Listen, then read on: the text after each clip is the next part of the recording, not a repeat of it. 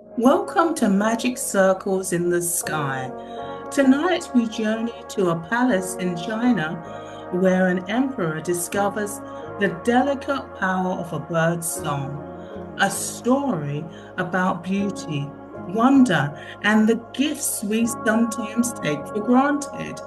This is The Nightingale by Hans Christian Andersen, which I've renamed The Beauty of the Authentic Life.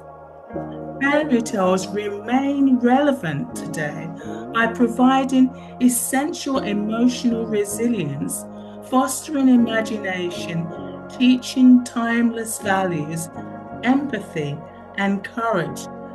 So, as we step into this palace, imagine what it would feel like to live surrounded by splendor, yet somehow feel something is missing.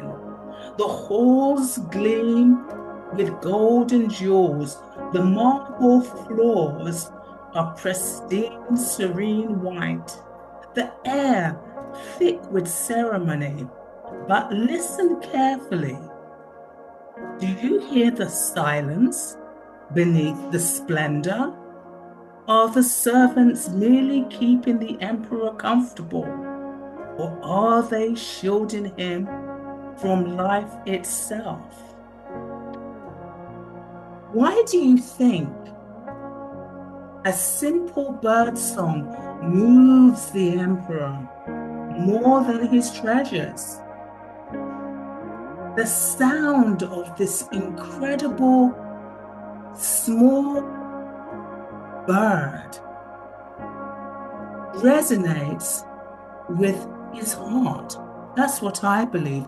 I think there's a connection that the emperor has that he does not have with the people that serve him. And this bird awakened something within him. So much that the emperor captures the bird and has him brought to the palace to put on display, to amuse him, to have him feel the sensation of aliveness that he's has very rarely experienced. When he comes, everybody loves him and enjoys looking and listening to the bird until one day the Japanese emperor sends a mechanical bird. Here you are, this will be perfect. Why? The mechanical bird can be relied on. It can provide predictability, whereas an alive bird has can fluctuate, but that is part of being alive.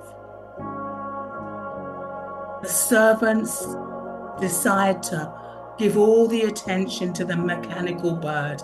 The emperor is enthralled with the mechanical bird, and the nightingale feels ignored and ultimately neglected. So, and unappreciated. So it flies away back to its natural habitat, where he doesn't have to be put on display to feel alive. He just lives amongst the beauty, the natural beauty that is his home. After a while, the emperor falls into a depression. He's grieving, his heart is heavy, and some people think he's dying. The servants don't know how to help him. And after a couple of months, the bird intuitively knows to come back to the palace. And one day he begins to sing at the window of the emperor. And the emperor starts to wake up again, starts to feel alive again, starts to heal. And he's so happy and filled with joy.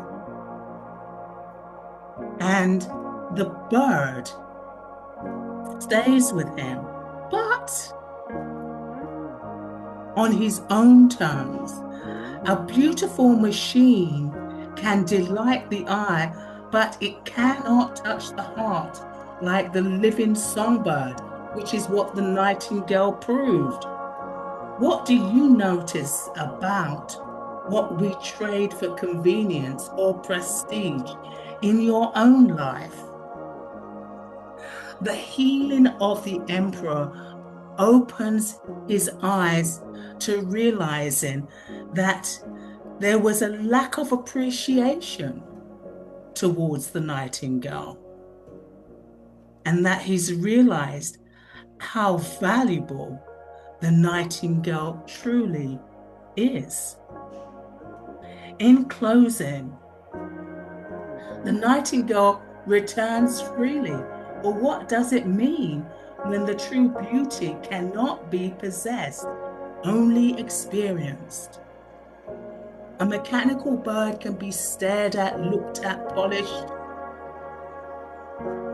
but the raw lived experience comes from the nightingale.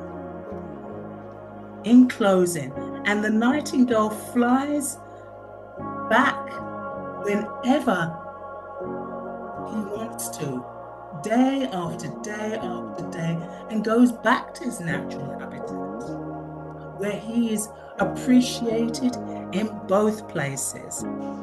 And so the nightingale's song remains not as a jewel, not as a gift to own and be put on display, but as a reminder that some beauty is meant to be heard, felt, and remembered, not preserved like a fixture in a museum.